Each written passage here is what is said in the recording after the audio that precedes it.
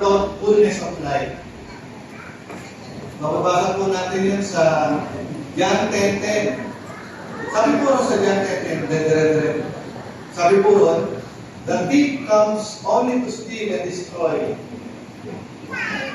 But I have come that they may have life and that they may have it more abundantly. Amen po? Sige po, tayo din pa sa katalaman na kung binukod manalangin. Matangin ng Diyos, hindi maraming salamat po sa atin. And kill and destroy. But Jesus says, I have come that they may have life and that they may have it more abundantly. Sabi po ron, yung pagtinignan po natin, yung John 10:10, it offers an essential insight on how the believers approach their faith and navigate their lives. Paano lang po yung pananampalataya nila, paniniwala, yung mag-focus sa kanilang landasing, sabi po doon. And the scriptures encourage us, Christians, to embrace yung ating buhay, yung abundantly, in faith and center into Jesus. Paminsan po kasi, pag tayo gawin na, nawawala sa alay. Kung saan po tayo malapit, no? Hindi natin alam, kung malapit si Jesus. Pag tayo po tumaya sa Lord, for example, ilan po pinisip nyo? 1 to 75, at may gano'n. 1 to 60 plus loto. So pag titignan nyo yung ratio nun, ang laki. At sabi ng iba, pag pinato ko sa universe, babalik sa akin yung swerte. Whatever I do, sabi ron, masama, mabuti, babalik na. Totoo naman eh. Pag gumagawa ng masama, ay mabuti sa universe, babalik natin sa akin. Pero, gano'ng kalawang ang universe? Baka pag balik nun dito, wala ka na. Na sobrang lawak ng universe. Amen? Amen. Pero pag tinulog natin lahat kay Kristo, ang ating mga panalangin, tiyak na tiyak, bukas darating yun. Pero, kung parang natin sa Lord, sabi niya, the thief come to kill and destroy. So yung iba kasi nagsasabi, pinarurusahan ako kasi napakasama na eh. Sabi ka, sino ba sinasabing thief? Sige ka, no? And even though, sabi mo, si God, yayabag si Job, sabi niya, nakikita mo ba yung aking masyado siya matuwid, di ba? Hindi niya naalis sa akin para praise, sabi niya. Well, hindi pa malaman lang yan eh, sabi niya eh. Kaya lagi nasa sa'yo. Subukan mong pahirapan yan. Ano sabi niyo? Sabi sige, try mo. And alam po natin yung kwento. Si Job, hindi hanggang sa dulo. And even his wife, mga kaibigan sinasabi, subayin mo na yung Diyos mo. Kasi pinahirapan ka, mamatay ka na. Grabe no? Kung imahal niyo sa buhay ko, ang nagsabi na gano'n, subayin mo na yung si Lord mo. Wala kang kwentay. At sana mamatay ka na. Kaya na masakit yun ba? Masakit na nga po yung kwento na alam niyo yung kwento na ano? Na yung isang amo at lolo sa kayong mag-ama, pinapakain ng tatay yung lolo niya sa pakainan ng aso, no? Tapos mamaya-maya yung anak, nakita yung kanyang anak. Ano ginagawa mo? Gumagawa ko ng pakainan. Pakainan ng asin, buko, kasi magtundaan mo. Hindi yung bibig ng pagkain. So, ganun po kaya ano yung mundo. Pero hindi po ganun si Lord. Amen po? Amen. So, ano po ba yung life na sinasabi? Sabi po kasi dito, fullness of life. Paano po nakikita yung life in the concept of Ecclesiastes? Alam niyo po, napakaganda para po sa akin, isa sa paborito ko makakilad po sa Ecclesiastes. Kasi po, ang ilang po kasi yun, ay pinakamabilis matapos Ecclesiastes. So, paano po ba ang buhay? Sabi po ron, ang buhay po minsan ay mayahalin tulad sa pag-aaral. Tama po. Sa pag-aaral natin, minsan nakaka-encounter tayo, o sa nagtuturo, for example, alam ko, minsan nakikita niyo, uy, tinuro na. Naituro na yun ah. Tama po ba? Yung pagkakatulad sa pinag-aaralan, kasi natin, ay tulong na yun eh. Tama?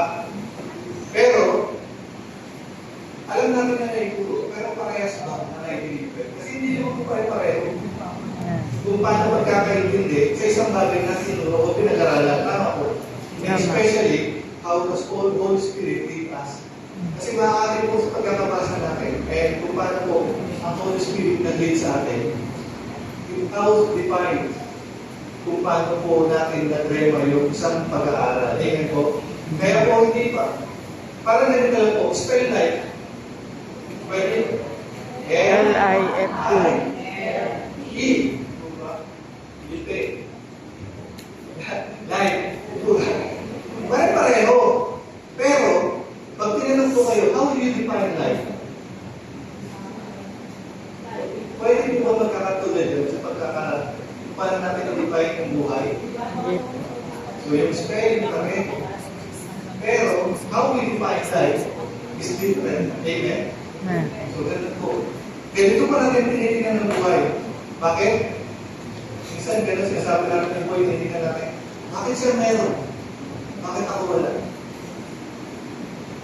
Linggo-linggo naman nakaupo ko dito eh. Linggo-linggo nakikinig ako. Saan tulong ako? Pero nakikinig ako. Ang tawag doon, multitasking. Tulong pero nakikinig. Multitasking po yun. Kaya minsan nagtatanong tayo, pero bakit siya meron? Ba't ako wala? Sabi nga po, di ba, ang araw sumisilaw o sumisinan sa mabuti at sa masama. Pero sabi rin po, di ba, pagdating ng araw, sabi, unutin mo yung mga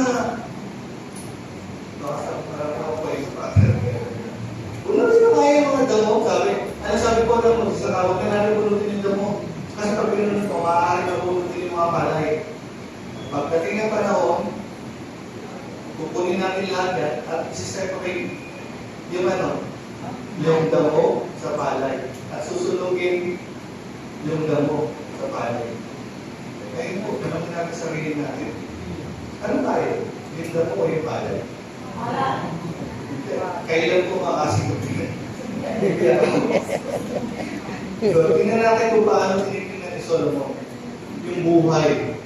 Siya na halos kayata nasa kanya yung karangilan sa kaluluhan at kayamanan. Naalala ko, sabi nga natin tingnan sa isang turo na Temporary Goals of Life. KKK. Na kaluluhan, karangilan, kayamanan. Sumobra pa eh. Ano po yung sobra? Kagopuhan. Bakit po? Ilang po ba naging asawa ni Solomon? Madami. Sobra 1,000 po, no? Pero may mga pag-tubilis yan. Kung i-divide po natin sa 365 doon, mahihirapan po tayo. Siguro 3 beses sa yung asawa niya sa isang araw. Pero, tingnan po natin yung buhay sa concept Ecclesiastes. Sabi po ron, life, meaningless.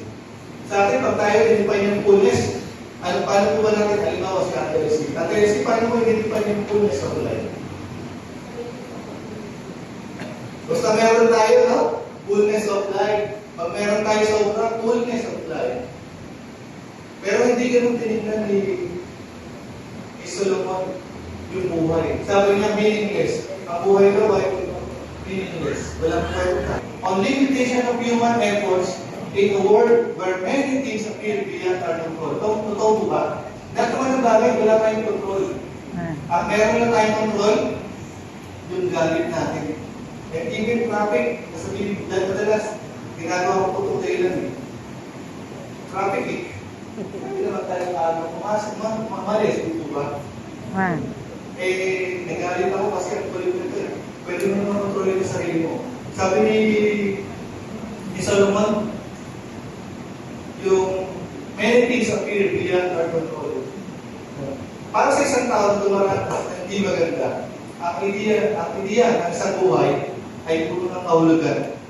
Ay maaaring magmukhang malayo o imposibleng makakita. Kadalasan, sabi ron, dahil sa wala ng kahalagang bagay tulad ng koneksyon, pagkaramdam ng pag-aari, Ibig sabihin kung ano meron tayo, at yung pagmamahal.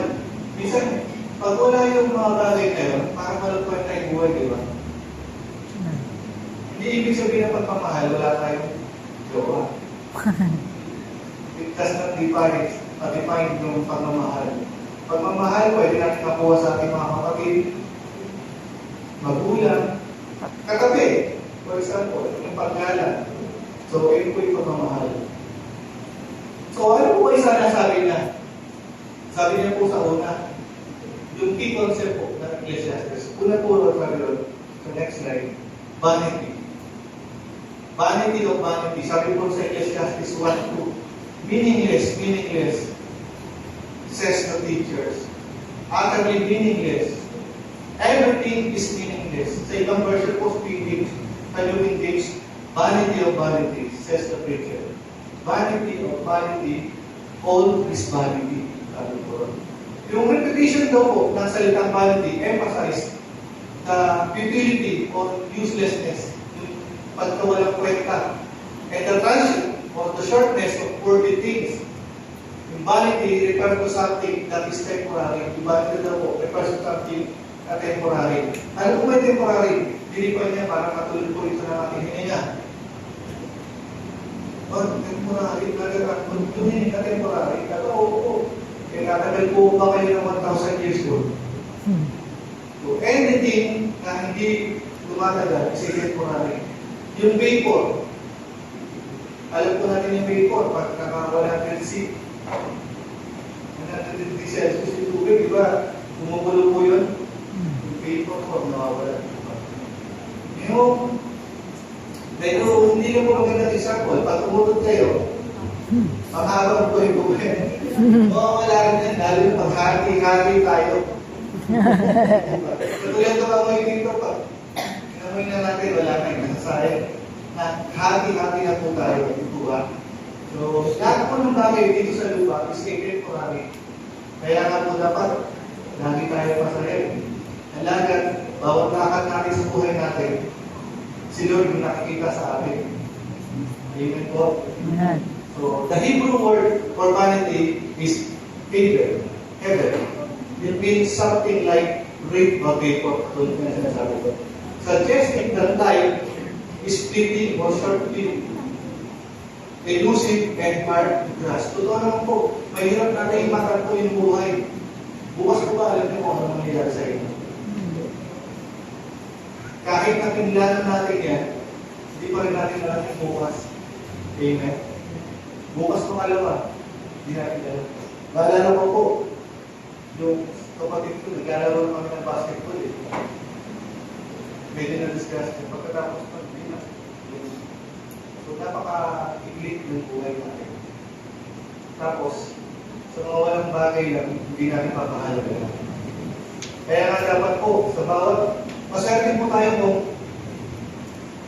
meron po tayo mga magulang na kasama pa natin. Kasi darating yung pagkakataon, hindi na natin makikita yun. Ganon tayo yung buhay. At then, hindi natin palahalagaan. Katulad yung isang example, pinapakain sa pakain ng aso. Ano magiging pagkakita mo pag ito ay kumakain sa pakain ng aso? Life is short.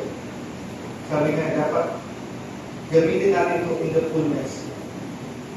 Fullness, increasing God sa buhay natin. Amen?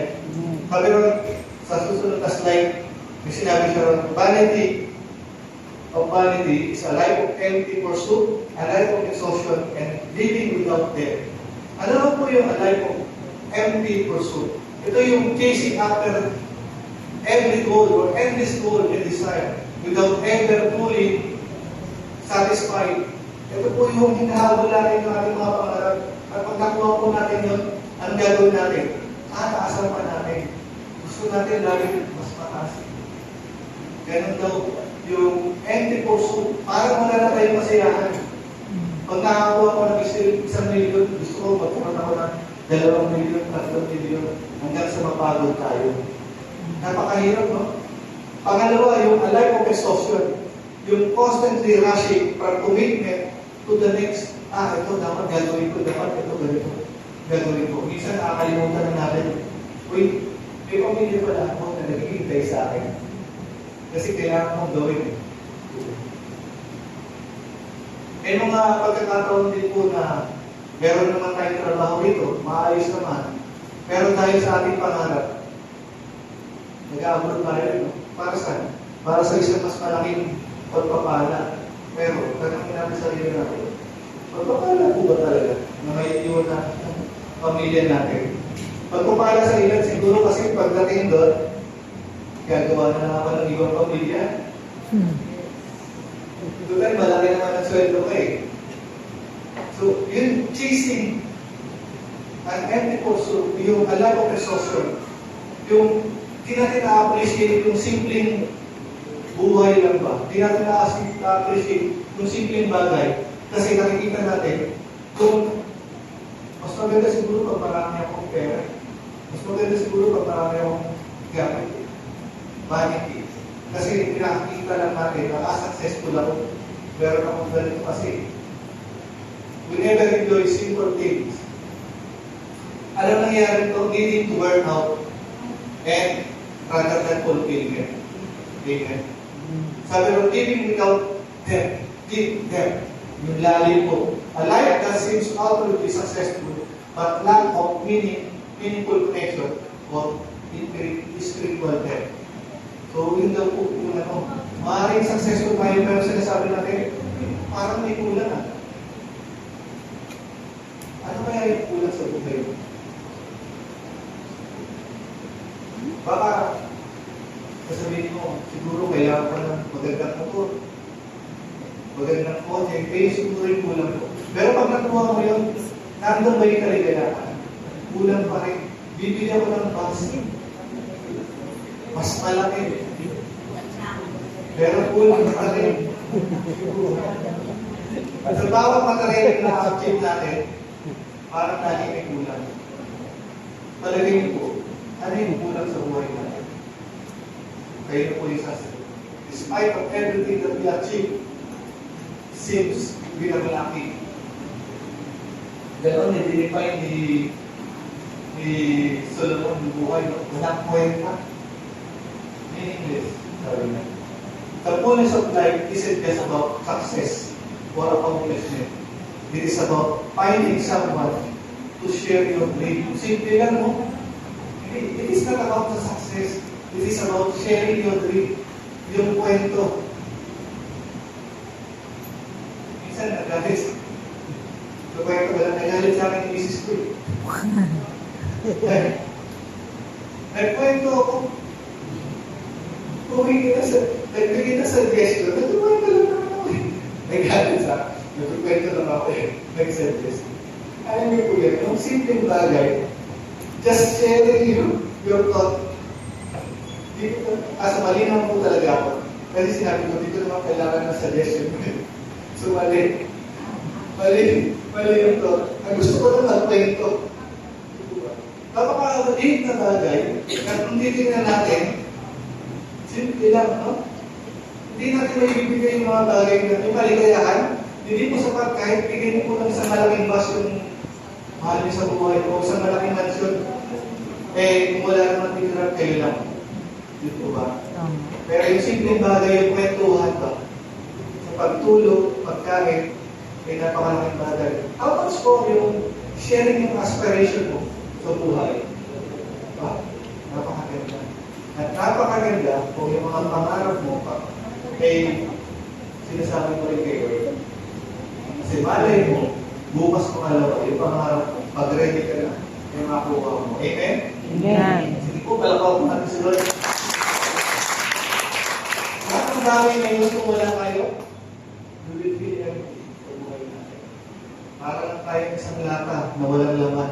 Pag tinuktok mo, ay kahit na, sige po, hindi na mga pusa, sabi ko naman.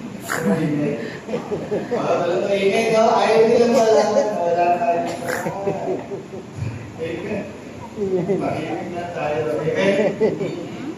Minsan, kailangan natin ng tahimik para marinig natin yung mga tabi natin. Amen. Hindi po literal lang. Yung marinig, marintindihan po natin. Number 2 po, the search of meaning. The search daw po ng meaning. Pangalawang concept yung search of meaning. Sabi po lang, it's deeply human pursuit that reflects our desire to understand our purpose in life and the world around us. Ito ako eh.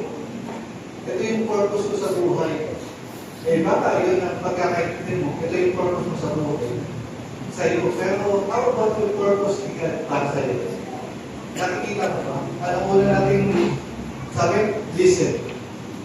We listen. Are we listening?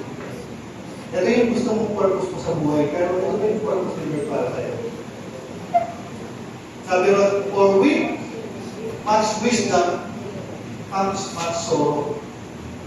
The more knowledge, the more grief. Yun, no? Kung mas marami kang alam, swerte mo. Kung mas marami kang alam, mas mahirap ito. Kasi, pag alam mo isang bagay, nag-iisip ka kung paano may isang problema, na alam mo, isip ko na kagad ang solusyon. Ang dami mong alam. Sabi po, with great powers comes great responsibility. Sino po nagsabi na? Great powers comes great responsibility. Sino po, alam mo na mga bata ko, Superman. Actually, Uncle po, yun, si Uncle Ben po, Uncle ni Spider-Man ang nagsabi. With great powers comes great responsibility. Pag pinigyan na ng isang responsibilidad, kaya ko natin gawin yun. Yung pagkakaroon namin ng isang anak, isang malaking responsibilidad din kung paano natin panalangin, di ba? At ganoon din yung mga bagay na binigay sa atin, halimbawa yung mga wala natin, even leaders dito sa church, napaka-laking responsibilidad. Una, titignan ka ng mga kasamahan mo eh. How you speak, how you deal with them, kung paano ka. Sa isang senaryo lang ba, bigla kang umipitik. Sana umipitik lang. Para pag-pitik, sabay may naputol doon. Kasi dahil nagalit ka agad, di ba? Great powers comes great responsibility. Ang pagiging leader ay hindi pagiging sikat. Once you are leader, you should be humble. Dapat makikita sa iyo ang pagiging humble. How much more na leader ka ng isang simbahan? Mamaya maraming po tayong example dun sa mga leader ng simbahan. Sabi, Solomon surveyed various aspects ng ating buhay. Wisdom, leisure, and wealth. Lahat po ng ito meron sa Solomon. Anong sabi niya? Walang pag-kwenta yung buhay. Marami akong pag-aari. Maganda yung buhay ko. Ay, even sa ibang Bible, hindi pa yung si Solomon, di ba? Medyo negative na. Sabi rin, nakikita mo ba yung mga suparan, yung mga dahon, mga bulaklak ko. Marami silang damit. Even sa Solomon, sabi niya, only 6 splendor. So, wala noon. So, ngayon, bakit ka naman ako sa buhay? Kung ang ibon sa parang ay lumilipad lang, pero pinapakain eh. Gano'n ang mahalaga kayo? Bubo. Minsan, tinigilan po natin ang mga wala tayo eh. Na-stress tayo kasi wala tayo. Bakit? Balik tayo mo. Tingnan mo ang mga bagay na meron ka na dahil in-bless ka ni Lord. Rather than doon sa kasama mo na may iPhone 13, 14, 15. May iPhone 16 po. One time, kumakain ko nila sa kantin. Sabi nung kasamahan ko, Sir, nangangalay katawan ko, papakay kamay ko kasi kakahawak ko naman kasi yung isang sama namin engineer. Ano siya eh? Teacher rin ba? May nagsasabi yung teacher. Nangangalay. Yung pala, pinapakita lang yung iPhone. Uy, iPhone yan ah. iPhone 16, iPhone Pro Max 16, mas mahal. Kung mahihigit tuloy tayo, parang hindi ako mahihigit. Kasi ba? iPhone 16 Pro Max. Hindi ako naiinip. What does man gain by all of this work? At which work under the sun? Anong gain na meron tayo kung lahat ng bagay ay meron tayo pero wala dito sa buhay natin? Anong bagay na magkakaroon tayo pero galit yung pamilya natin sa atin? Madalas ka sa simbahan, kinakalimutan mo naman yung mga responsibilidad mo sa pamilya mo. Ano yun? Little things that we have, pero hindi natin naaayos. Hindi tayo bibigyan ni Lord ng mas malaki. Kasi sa maliit na bagay, hindi mo nagagawa maayos, kaya parang bibigyan mo pa ng mas malaki. Hindi nga po. Hindi naman po po ganun. Sa susunod po, sabi po, the search for meaning, superficial fulfillment, chasing after the wind, and endless pursuit of more. Endless pursuit of more. Sabi po sa superficial fulfillment, filled with material possession, social status, dito magaling tayo selfie. Magpapaselfie po sa magagandang bagay, kala mo kanila, no? Picture sa mga nagagawa ng sasakyan, social status. And fleeting pleasure, but ultimately lacking of purpose and lasting happiness. Ang mga bagay na yan ay pansamantala lang na kaligayahan. Meron tayo kung ano man bagay. Pansamantala lang yun. Chasing after the wind. Ano kung ibig sabihin ito? Yung striving things that seems important but finding that like chasing the wind. Yung mga bagay, yung mga pangarap natin, nahabol natin, as in, tinilagyan natin yung mga bagay na mas mahalaga kaysa sa pangarap natin. So, mahalaga po yung pangarap. Huwag niyo po ako clear. Pero, it entails po yung ating relation with God, relation with our family. Baka po mali yung pangarap natin yung tubok po natin, sa buhay po natin. It is like chasing the wind. Nakikita niyo po ba yung hangin? Pero nararamdaman. Pwede po ito. Mas mabindi yan, ha? Naramdaman mo na naamoy mo pa. It is like chasing yung dream natin, but without any point or direction. Bungkag na wala pwede natin. Endless pursuit of more. Ano ba yung mas kailangan po ba? Ano ba yung mas meron pa tayo? Ano ba yung gusto ko pang makuha? Sabi rin, endless pursuit of more. A life that is constantly chasing more. Meron akong 1 million, at target ko sa susunod, 2 million, 3 million, 4 million. Meron akong magandang baro, bahay kubo. Gusto ko sa susunod, 15 minutes na lang. Gusto ko sa susunod, ano na lang. Sabi ko, sige lang, nasa So yan. Sabi po, example daw po ron, I know I should be content. Yun, yung key, contentment sa buhay po natin. Paminsan po kasi, kung meron, pag nakaranas tayo ng meron, gusto natin, mas malalaki tayo. Yung mga bagay na binigay sa atin yung malitignan. Gusto natin, kunin natin yung buong katawan na eh. Contentment, yung pala yung bulan sa atin. Something is missing, and I'm trying to feel things, but nothing works out. Pangatlo po, yung utility, or yung useless of wealth and measure. The pursuit of material wealth and sensory pleasure as a primary source of